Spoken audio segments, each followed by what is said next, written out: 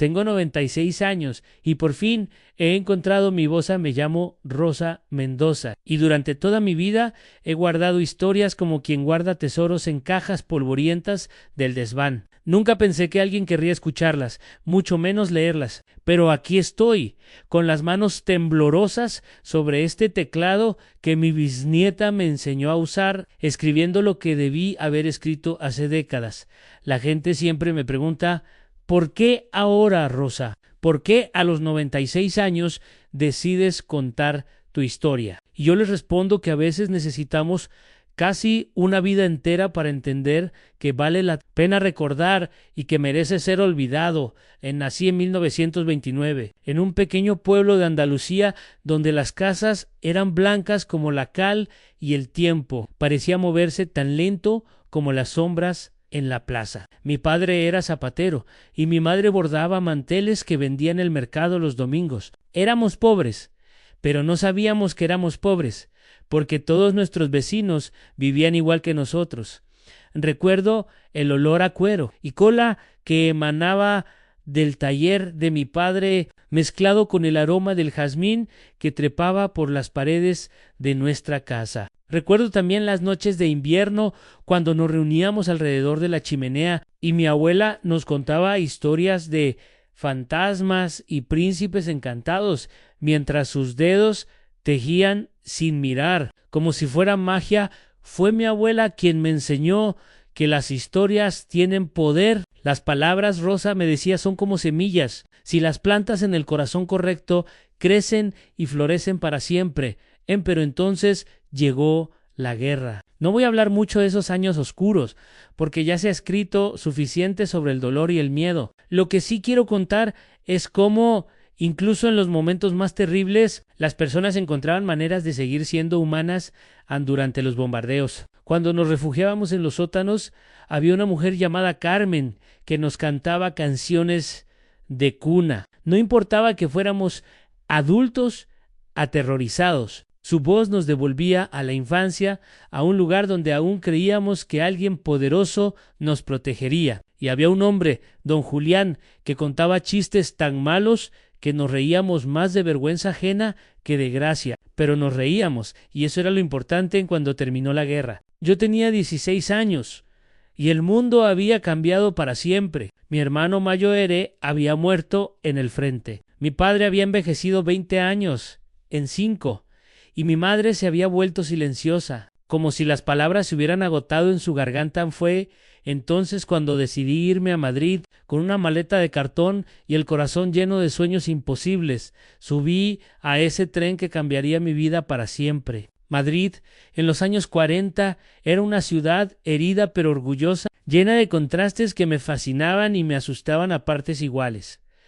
Conseguí trabajo como costurera en un taller cerca de la Gran Vía. Las jornadas eran largas y mis dedos sangraban de tanto coser. Pero por las noches, cuando volví a mi pequeña habitación en una pensión, escribía cartas a mi familia, escribía poemas que nunca mostré a nadie, escribía pequeños cuentos sobre las personas que conocía en la gran ciudad. Fue en ese taller donde conocí a Miguel. Él repartía telas y botones y tenía una sonrisa que iluminaba incluso los días más grises. Era 3 años mayor que yo, había luchado en la guerra y tenía una cicatriz que le atravesaba la mejilla izquierda, pero sus ojos eran bondadosos y cuando me miraba sentía que por fin había encontrado mi hogar. Nos casamos en 1948, en una pequeña ceremonia en la iglesia de San Ginés. Mi vestido era de segunda mano, pero mi madre había bordado pequeñas flores en el escote con hilos dorados que había guardado desde antes de la guerra. Fue el día más feliz de mi vida. Hasta ese momento, Miguel y yo tuvimos 4 hijos en Carmen: Julián, Teresa y el pequeño Antonio. Cada uno de ellos trajo una nueva dimensión de amor a nuestras vidas, pero también nuevas preocupaciones. Miguel trabajaba en una fábrica de maquinaria y yo seguía cosiendo, ahora desde casa, para poder cuidar a los niños. Los años 50 y 60 fueron años de supervivencia más que de vida. España estaba cambiando lentamente, pero las familias como la nuestra seguían luchando día a día para llegar a fin de mes. Sin embargo, nunca perdí la costumbre de escribir. Por las noches, cuando todos dormían, garabateaba en cuadernos baratos historias sobre mis hijos, sobre los vecinos, sobre la vida que se desarrollaba a mi alrededor. Recuerdo especialmente una historia que escribí sobre Doña Esperanza, nuestra vecina del tercero. Era una mujer mayo R que vivía sola con 12 gatos y que todos los días regaba unas macetas que nunca florecían. Los niños del barrio se burlaban de ella, pero yo veía algo hermoso en su persistencia, en esa esperanza obstinada que la llevaba a seguir regando tierra aparentemente estéril en un día después de una tormenta especialmente fuerte. Vi desde mi ventana cómo brotaban pequeños tallos verdes de sus macetas. Doña Esperanza lloró de alegría y yo lloré con ella desde mi cocina. Esa noche escribí una historia sobre la paciencia y la fe, sobre cómo a veces las cosas más hermosas tardan más tiempo en florecer. Pero los cuadernos se acumulaban en una caja de zapatos y nadie más que yo conocía esas historias. Miguel me animaba a hacer algo con ellas, pero yo siempre encontraba excusas. No eran lo suficientemente buenas. ¿Quién iba a querer leer sobre nuestras vidas ordinarias? No tenía tiempo para pensar en tonterías como esas. Los años pasaron como páginas que se vuelven en un libro que lees demasiado rápido. Los niños crecieron y se fueron de casa. Carmen se hizo enfermera y se mudó a Barcelona. Julián emigró a Francia en busca de trabajo. Teresa se casó con un buen hombre y vive a 3 calles de aquí. Y Antonio, mi bebé, se convirtió en ingeniero y ahora tiene sus propios hijos. Miguel murió en el invierno de 1995. Fue un infarto repentino, sin dolor, me dijeron los médicos, pero para mí fue como si me hubieran arrancado la mitad del alma. Llevábamos 47 años casados y de repente me encontré sola en un apartamento lleno de recuerdos y silencio. Los primeros meses fueron terribles. No sabía cómo llenar las horas que antes compartía con él a mis hijos.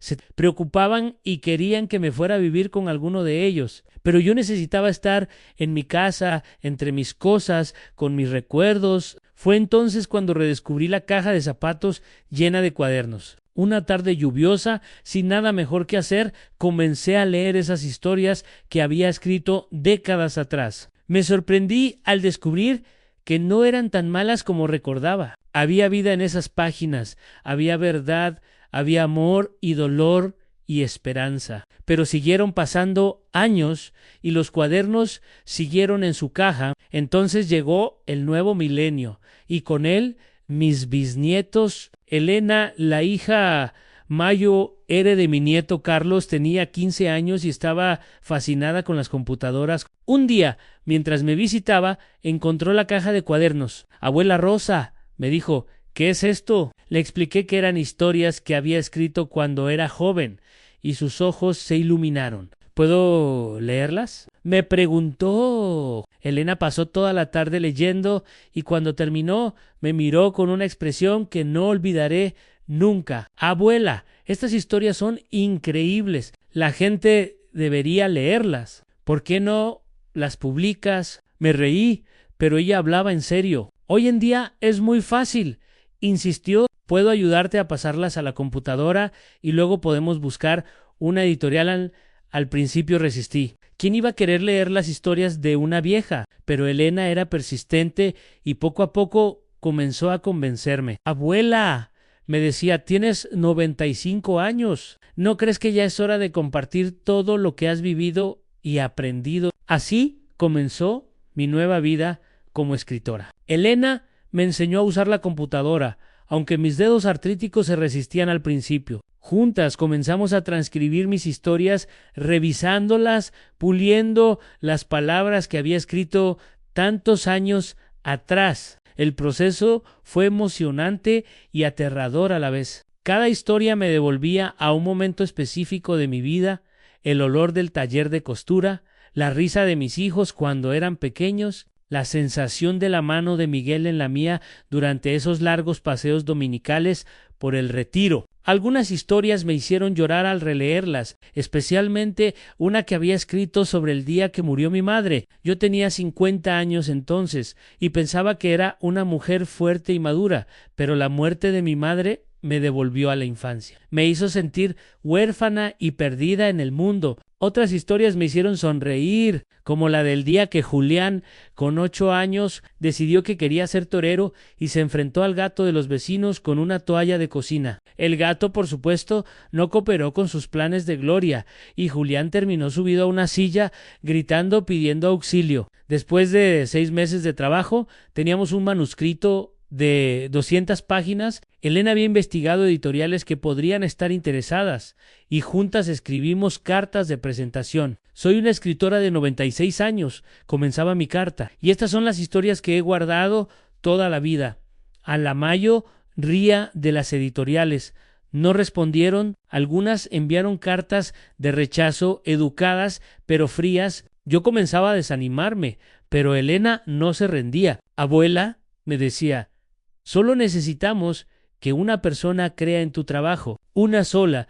Esa persona resultó ser Carmen Vázquez, editora de una pequeña editorial especializada en memorias y biografías. Su respuesta llegó en marzo del 2025, pocas semanas antes de mi cumpleaños número 96. Estimada señora Mendoza, decía la carta, he leído su manuscrito con gran emoción. Sus historias son un testimonio hermoso y honesto de una época y una forma de vida que merece ser preservada. Nos encantaría publicar su libro. Lloré al leer esa carta. Lloré de alegría, de alivio, de una satisfacción que nunca había sentido antes. Elena gritó de emoción y me abrazó tan fuerte que pensé que me iba a romper alguna costilla. El libro se publicó en agosto, justo a tiempo para mi cumpleaños. Se titula Historias de una vida ordinaria.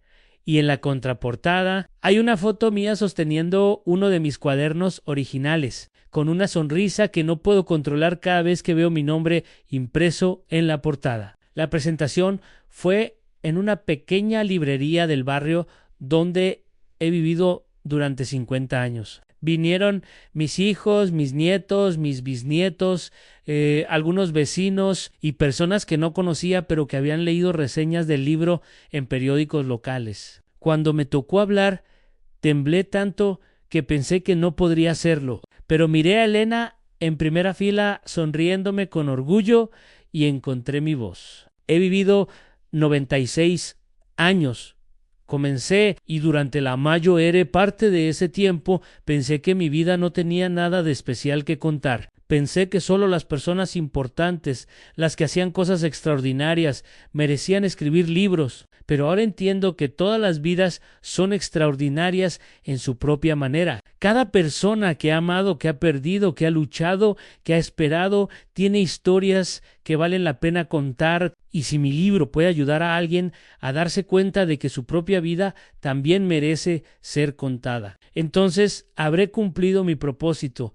La gente aplaudió y yo me senté con las mejillas rojas y el corazón acelerado, sintiéndome más viva de lo que me había sentido en años. Han pasado varias semanas desde la presentación y cada día recibo cartas de lectores. Algunas son de personas mayores como yo, que me cuentan que mis historias les han recordado episodios de sus propias vidas. Otras son de jóvenes que me dicen que nunca habían pensado en preguntar a sus abuelos sobre el pasado y que ahora sienten curiosidad por conocer esas historias familiares. Hay una carta en particular que me conmovió especialmente. Es de una mujer de 60 años llamada María, que me cuenta que después de leer mi libro ha comenzado a escribir sus propias memorias. Si Rosa pudo hacerlo a los 96 años, escribió, yo puedo hacerlo a los 60. Esas palabras me llenaron de una alegría que no sabía cómo describir. Mi libro no solo había encontrado lectores, había inspirado a alguien más